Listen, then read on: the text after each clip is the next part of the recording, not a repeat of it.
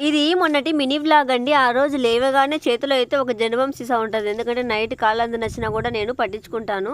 ఇంకా ఆ తర్వాత వచ్చేసి ఇక్కడ ట్యాబ్లెట్ వేసుకుంటాను. ఆ ట్యాబ్లెట్ వేసుకోవడం అంత చికాకు ఇంకోటి ఉండదులేండి. కాకపోతే ఇంకా మనకు ఇంకా ఆరోగ్యం బాగుండదు కదా, కాబట్టి మనం వేసుకోవాల్సిందే తప్పదు ఖచ్చితంగా ట్యాబ్లెట్.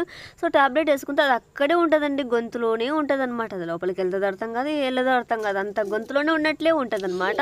ఇంకా నెక్స్ట్ వచ్చేసి ఇక్కడ సింక్లో సామాన్లు అన్నీ ఉన్నాయన్నమాట. నైట్ కడిగిన కడిగి అట్నే పెట్టేసినాను. ఇంకా మళ్ళీ పొద్దున కడుక్కోవచ్చులేండి. ఇంకా సింక్ అంతా నీట్గా చేసేసి ఇంకా సామాన్లు అది స్టాండ్ దించే కూడా ఓపిక లేదనమాట. వెళ్ళి పడుకున్నాను. ఇంకా ఆ తర్వాత అందరికీ వాటర్ పెట్టాలి కదా, పిల్లలకి ఇంకా మా ఆయనకి. ఆయన పొద్దున్నే వెళ్ళిపోతాడు, 7:30 కల్లా వెళ్ళిపోతాడు. నీళ్ళు ఉంటే పోసుకెళ్ళిపోతాడు, లేకుంటే అలాగే వెళ్ళిపోతాడు.